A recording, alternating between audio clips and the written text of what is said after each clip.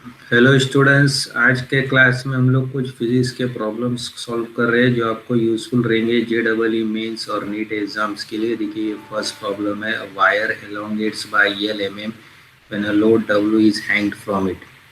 If the wire goes over a pulley and two weights W each are hung at the two end, the elongation of the wire will be in mm.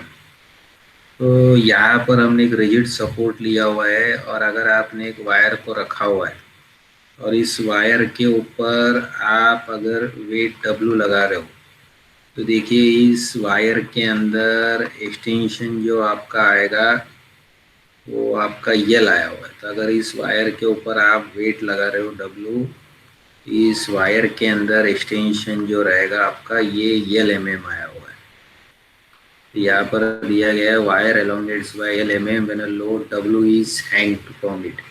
इसका मतलब ये wire है, इस wire को load यहाँ पर पुल कर रहा है और ये पुल ट्रांसमिट हो रही है इस वॉल को पुल कर रहा है, तो वॉल भी इस वायर को पुल कर रहा है इधर, और इस वायर के अंदर एक्सटेंशन आपका ये लाया होगा। अब यही सेम वायर अगर आपने एक पुली के ऊपर लगाया हुआ है और पुली के ऊपर इसको आपने हंग किया हुआ है और आप इसके ऊपर दोनों साइड पे सेम वेट लगा रहे हो डब्लू, आप दोनों साइड पे इस पे सेम वेट लगा रहे हो तो ये बैलेंस रहेगा और दोनों पे देखिए एक्सटेंशन आपका सेम आएगा। तो ये वायर देखिए अब क्या हो जाएगा, आपका जो वायर यल था ये हाफ हाफ हो जाएगा।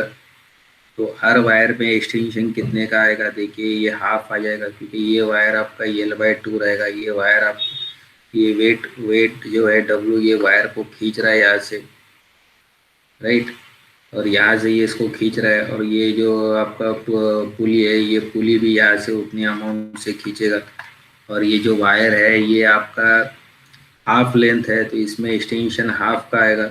और दूसरे वायर में भी देखिए, दूसरे वायर में भी क्या होगा, ये एक्सटेंशन जो रहेगा ये हाफ का आएगा। तो दोनों एक्सटेंशन को जब हम ऐड करेंगे तो टोटल हमारा एक्सटेंशन जो रहेगा वो यल रहेगा। तो इसका आंसर जो रहेगा ये फर्स्ट रहेगा ये। अब सेकेंड प्रॉब्लम की तरफ बढ़ते हैं। The pressure that has to be applied to the ends of a steel wire of length 10 centimetre. ये देखिए बेसिकली ये स्टील जो है ये वायर है, ये लेंथ इसकी 10 सेंटीमीटर है। इसमें पूछा गया है pressure that has to be applied to the ends of a steel wire of length 10 centimetre to keep its length constant when its temperature is raise by 100 degree Celsius. तो जब आप इसके टेम्परेचर को 100 डिग्री सेल्सियस से बढ़ाओगे तब आप चाहते हो कि इसकी लेंथ जो है वो 10 सेंटीमीटर ही रहे।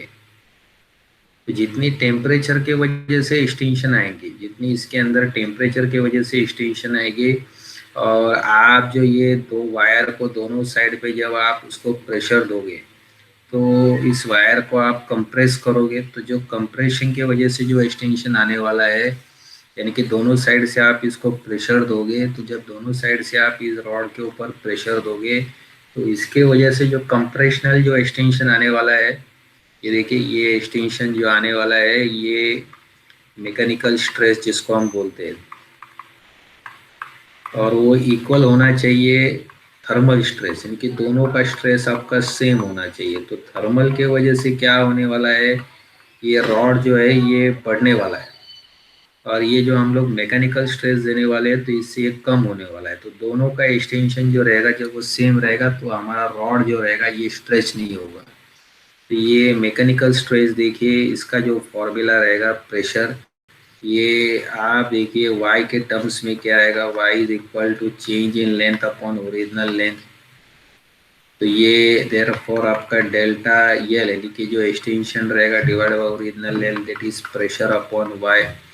तो ये आपका रहेगा pressure upon y into original length, it will be equal to coefficient of linear expansion original length into change of temperature. यल आपका कैंसिल हो गया। तो ये हमने यहाँ पर कितनी प्रेशर आपको अप्लाई करनी है, ठीक है, कंप्रेसिव प्रेशर हमको कितनी अप्लाई करनी है, alpha into Y into del theta. तो अल्फा की वैल्यू आपको दी गई है, अल्फा देखिए 1.1 इंटू 10⁻⁻⁵, 1.1 इंटू 10⁻⁻⁵, y की वैल्यू देखिए 2 × 10⁻11। चेंज इन टेम्परेचर आपका 100 दिया गया है। तो जब आप इसको सॉल्व करने जाओगे तो ये देखिए आपको कितना प्रेशर देना है इस रॉड के ऊपर ताकि वो उतनी ही रहे। ठीक है, तो वो देखिए आपका आंसर जो रहेगा 1.1 × 2 10⁻11 10⁻−5 × 10⁻2 11 + 2 13 13 - 5 आपका यहाँ पर 13 - 5 यानी 2.2 और ये 13 रहेगा। 13 - 5 आपका 8 बनेगा।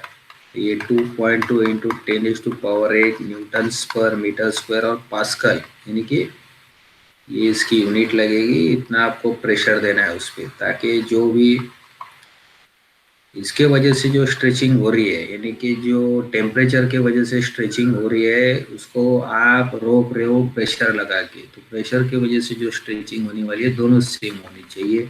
2.2 × 10⁸ पास्कल, ये देखिए ये आंसर है थर्ड में। अब नेक्स्ट प्रॉब्लम की तरफ बढ़ते हैं। यहाँ पर ग्राफ दिया गया है extension of the wire of length 1 metre suspended from the top of the rope at one end and the load W is connected to the other end. The cross-sectional area of the wire is 10⁻⁻6 meter square. The Young modulus of the material of the wire. अब जब इसको load लगाया जा रहा है तब ये wire की एक्सटेंशन दी गई है। ठीक है, जब आप इसको वेट लगा रहे हो W, तो वायर की एक्सटेंशन दी गई है। अगर आप वेट 20 लगा रहे हो तो इसका एक्सटेंशन आ रहा है 1, 40 लगा रहे हो तो एक्सटेंशन 2 आ रहा है, 60 लगा रहे हैं। हमको यंग मॉडुलस फाइंड करना है। तो बेसिकली ये सिंपल फॉर्मूला है। यंग मॉडुलस का फॉर्मूला आप जानते हो, force divide by area, right. यानी कि स्ट्रेस रहता है फोर्स डिवाइड बाय एरिया और divide by change in length upon original length. इसको जब हम सॉल्व करेंगे तो इसका फॉर्मूला क्या आएगा, force multiply by length area into delta L. अब अगर इसका स्लोप निकालेंगे तो ये आएगा delta L upon delta L, और ये फोर्स आ रहा है मतलब डेल्टा एल अपॉन एफ आएगा। ठीक है, तो पहला इसके स्लोप निकालते हैं। तो ये स्लोप जो आपको रहेगा, अगर इसका हम लोग स्लोप निकालते हैं तो ये रहेगा डेल्टा एल अपॉन डब्ल्यू। 4 - 1 ले लो आप, 3 आ जाएगा। 80 - 20 ले लो तो आपको 60 आ जाएगा इधर, और ये 10⁻⁻4 आ जाएगा। तो ये 1/4 - 1 आपका 3 आ जाएगा। 80 - 20 आपका 60 आ जाएगा। और ये देखिए ये आपका रहेगा 3 1 3 2 6 1/20 × 10⁻⁻4, राइट। और अगर आप ये स्लोप ले रहे हो तो स्लोप ले रहे हो तो मतलब ये आपको आ रहा है डेल्टा एल अपॉन एफ। तो डेल्टा एल अपॉन एफ आप ले रहे हो तो 1/20 × 10⁻⁻4 आ रहा है। तो ये देखिए, ठीक है। अब हमको y निकालना है, एल अपॉन एरिया। y आपको निकालना है, एल अपॉन एरिया निकालना है, multiply by force upon delta L, force upon delta L, right. Force upon delta L. तो इसको हम लोग इन्वर्स करेंगे। तो एल देखिए हमारे पास एल कितना है, यहाँ पर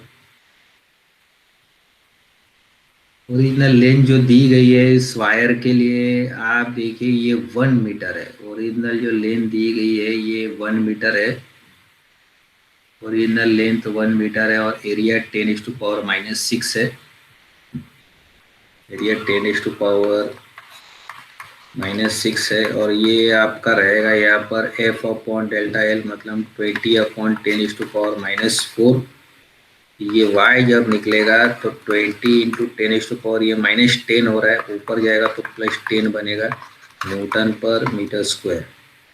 20 × 10⁻10, तो 20 × 10⁻10 मतलब ये यहाँ वाला ए वाला आंसर है, दैट इज 2 × 10⁻11। 2 × 10⁻11। 2 इंटू 10⁻11 न्यूटन पर मीटर स्क्वायर। तो इस तरह से हम वायर की यंग मॉडुलस निकाल सकते हैं एज पर डेफिनेशन। अब नेक्स्ट प्रॉब्लम की तरफ जाते हैं, दैट इज प्रॉब्लम नंबर 4।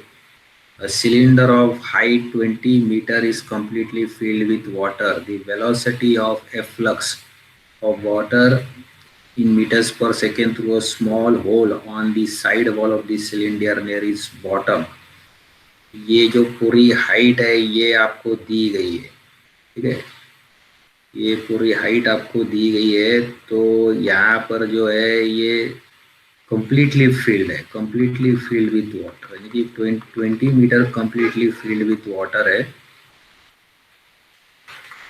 और हमको निकालना है जो पानी जो फ्लो हो रहा है, velocity of flux in metres per second through the small hole on the bottom. ये देखिए ये बेसिकली टोरिचेली थ्योरम है। यहाँ पर जब आप एक वाटर ड्रॉप को जब आप इधर रिलीज करोगे ग्राउंड के ऊपर, तो जो इसके पास पोटेंशियल एनर्जी रहती है mgh, वो रहती है equal to kinetic energy half mv²।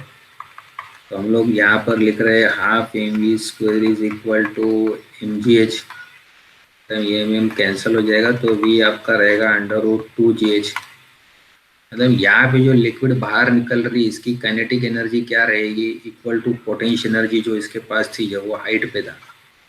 तो v रहेगा √2gh। तो g की वैल्यू हम 10 ले लेंगे, इधर 20 ले लेंगे, तो v आपका रहेगा 20 इंटू 20 400 रहेगा। तो आप इसको √4 इंटू 10 ले सकते हो, तो 20 ले सकते हो। इसका आंसर देखिए यहाँ पर 20 मीटर्स पर सेकेंड आएगा, तो ये सेकेंड वाला रहेगा, ठीक है। अब नेक्स्ट प्रॉब्लम की तरफ बढ़ते हैं। When the pressure of a medium is changed from 1.01 into 10⁵ Pascal to 1.165 into 10⁵ Pascal, the volume changes by 10%। Volume change दिया गया है हमको by 10% at constant temperature, the bulk modulus of the medium. अब हम बल्क मॉडुलस का हम formula जानते हो, स्ट्रेट फॉरवर्ड है। बल्क मॉडुलस में न्यूमरेटर में चेंज इन प्रेशर आता है, डिनोमिनेटर में change in volume upon original volume आता है। और इस प्रॉब्लम में दिया गया है change in volume upon original volume कितना है आपका 10/100 है, ये आपका 0.1 रहेगा। और आपको चेंज इन प्रेशर दिया गया है, ये हम निकालेंगे, that is final minus initial. तो 1.165 माइनस 1.01, 1.165 माइनस 1.01 इंटू 10⁵। जब हम लोग इसको माइनस करने जाएंगे तो ये आएगा 1.165 माइनस 1.01, ये 5 रहेगा, ये 5 रहेगा, 0 माइनस करेंगे 1 आएगा। 0.155 इंटू 10⁵। तो आप बल्क मॉडुलस निकालने जा रहे हो तो इसको आप लिखोगे 0.155 इंटू 10⁵ डिवाइड बाय 0.1। ये वैल्यू जब आप इधर शिफ्ट करोगे तो ये आएगा 1.55 इंटू 10⁵ न्यूटन पर मीटर स्क्वायर। इस पॉइंट को मैंने शिफ्ट कर दिया है। ये हमारी बल्क मॉडुलस रहेगी 1.55 इंटू 10⁵ न्यूटन्स पर मीटर स्क्वायर। ये देखिए ये आंसर नंबर ए रहेगा। So I hope students it is clear to all of you. Thank you everybody.